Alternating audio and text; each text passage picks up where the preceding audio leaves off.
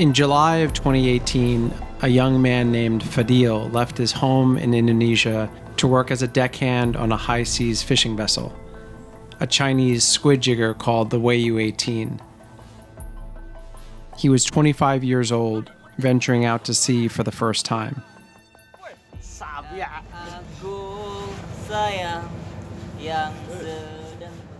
Fadhil boarded the Wei Yu at the Port of Busan, South Korea, where he joined a crew of 9 other Indonesians and 20 Chinese. From Busan, the rusty red and white steel-hulled ship traveled for several weeks to South America to work the high seas fishing grounds off the coasts of Peru and Chile.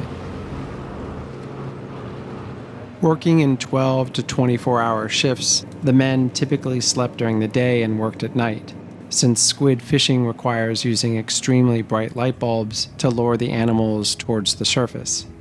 Jadi kita berdiri dari jam 6 sore sampai jam 6 pagi itu kita harus berdiri terus. Jadi, iya, terkadang kami duduk gitu. Kalau seandainya tidak ada mandornya gitu.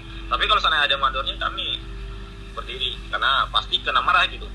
Tapi banyak kan mereka marahnya hanya orang Indonesia saja, kru dari Indonesia.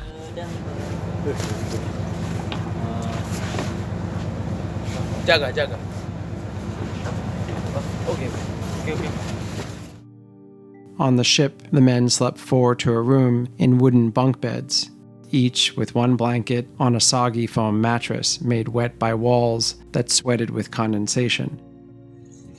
The Indonesian crew was provided drinking water that was rust-colored and tasted like metal, while their Chinese counterparts drank bottled water. Indonesian deckhands were only given salt water for bathing and washing their clothes, and for rations they were given rice and instant noodles. Violence on board the Wei Yu was common. The men described the foreman and the captain hitting them on the head and slapping and kicking them, usually for not understanding instructions given in Chinese, taking too long to untangle a fishing line, or dropping squid on the deck.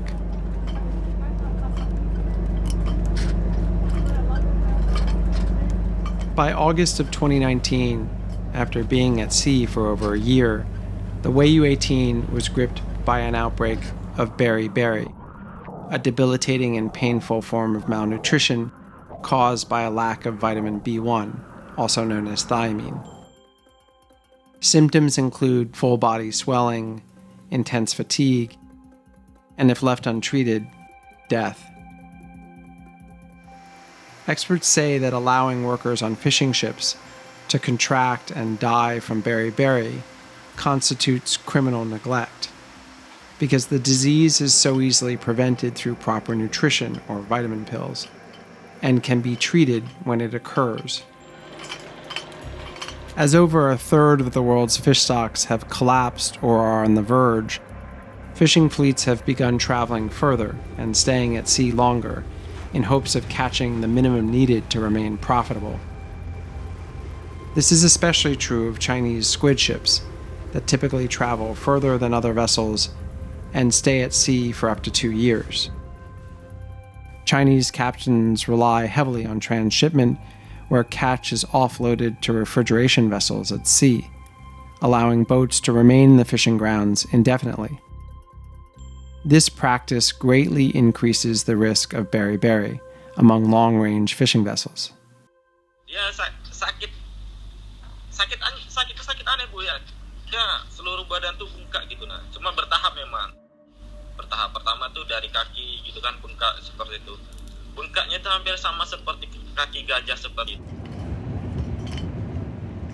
Too weak to work, Fadhil stayed in his quarters while the other Indonesian deckhands took turns checking on him. He became too tired to sit up, and he vomited any food or water he consumed. For treatment aboard the Wei Yu, Fadhil was given the Chinese equivalent of ibuprofen, in packaging indicating that the medication had expired. Sudah minta pulang gitu kan. Cuma waktu itu kapten sebenarnya tidak mengizinkan gitu. Soalnya ya mungkin kalau seandainya dia pulang kan berkurang lagi tenaga, sedangkan di kapal itu kan kami cukup kekurangan tenaga gitu sebenarnya.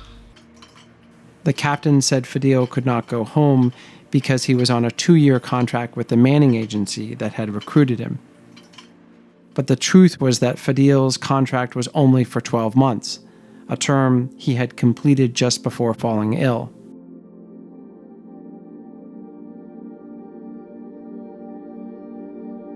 For the next 2 weeks, Fadhil's condition quickly deteriorated. He had trouble breathing, and he could not stand or urinate. Then came the seizures.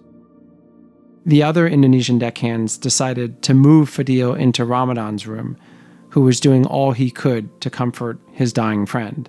Saya sudah tidak kuat lagi, dia bilang. Seperti itu. Cuma dia waktu itu langsung berpesan bahwa nanti kalau seandainya saya meninggal, dia bilang, tolong mayat saya harus sampai ke orang tua saya, seperti itu. Dia berpesan seperti itu. Tolong kalau seandainya saya meninggal, mayat saya harus sampai ke orang tua saya.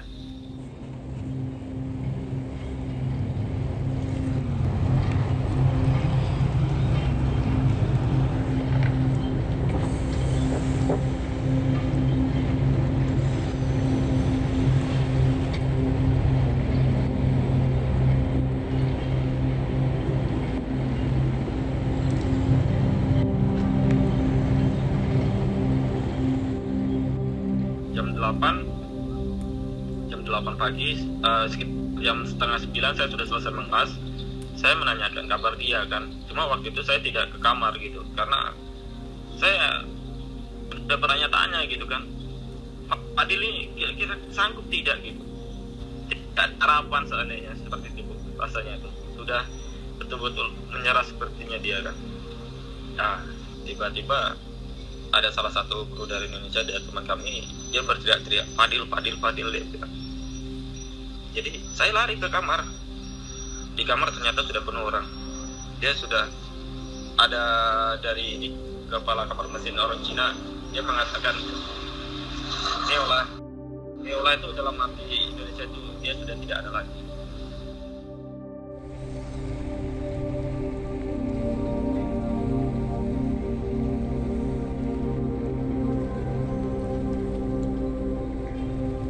Several days after Fadhil died, the captain ordered that his body be buried at sea, claiming to have received permission from Fadhil's family back in Indonesia. Ya kami sebetulnya tidak percaya gitu Bu ya.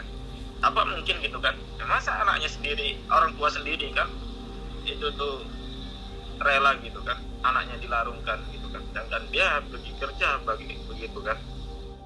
The captain ordered the men to build a wooden coffin for Fadhil's body. They filled the casket with metal weights and wrapped it in anchor chain to ensure it would sink.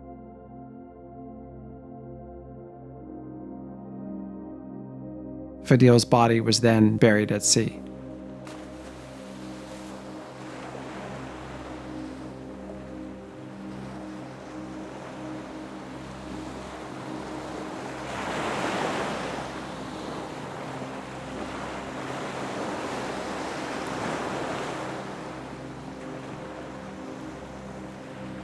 Dari semenjak dia meninggal saja saya tidak percaya gitu.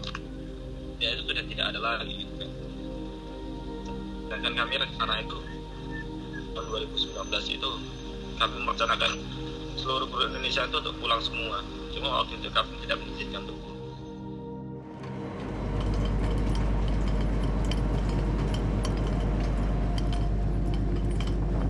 Fishing is the most dangerous profession on the planet. Each year, over 100,000 workers, like Fadhil, die on the job. What remains unclear is how many of those deaths are from forced labor or neglect.